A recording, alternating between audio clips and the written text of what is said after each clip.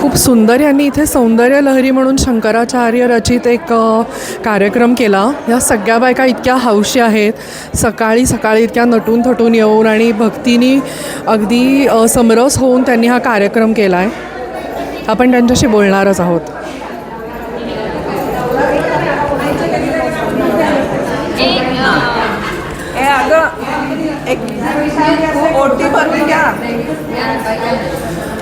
नमस्कार मॅम, आपला blessed bye Mahadev 44 म्हणून चॅनल आहे. तर मला तुम्ही सांगाल का की एक्झॅक्टली आत्ता तुम्ही हे काय म्हणलं आणि काय आहे?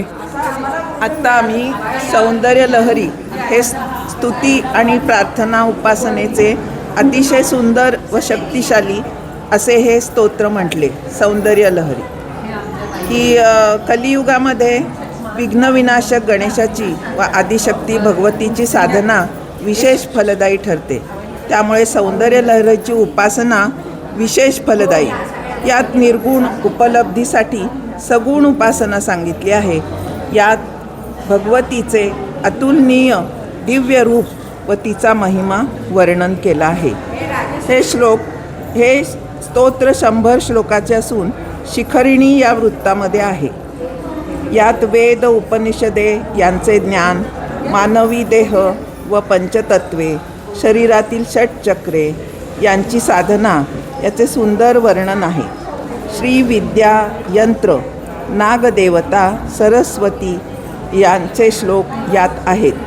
42 ते 100 या श्लोकात मातेच्या सौंदर्याचे नखशिकांत वर्णन आहे.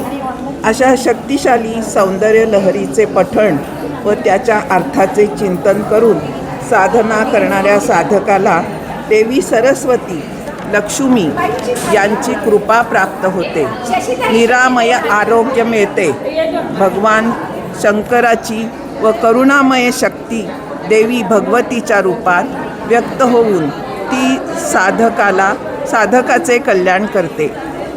मामेव ये प्रपद्यन्ते मायामी ताम तरंतिते या गीतेतील वचनाप्रमाणे साधकाला अभय देऊन त्रिविध तापातून मुक्त करणारे असे सौंदर्य लहरी हे स्तोत्र आहे. खूप छान मॅम. म्हणजे हे कधी मी ऐकलं नव्हतं, हे पहिल्यांदा ऐकलं आहे. आणि आपल्या शरीरामध्ये श्रीयंत्र आहे. बरोबर. त्याची पूजा पण होते. षटचक्र जागृत होतात. म्हणजे आपल्याला दुसरं काही करायचं नाही, फक्त हे सौंदर्य लहरी स्तोत्र रोज एकाग्र होऊन म्हणायचं. खूप छान, खूप सुंदर. Thank you so much. आम्हाला तुमच्याबरोबर एक पॉडकास्ट करायला नक्की आवडेल. तुम्ही वेळ नक्की द्या आम्हाला. अगदी अगदी.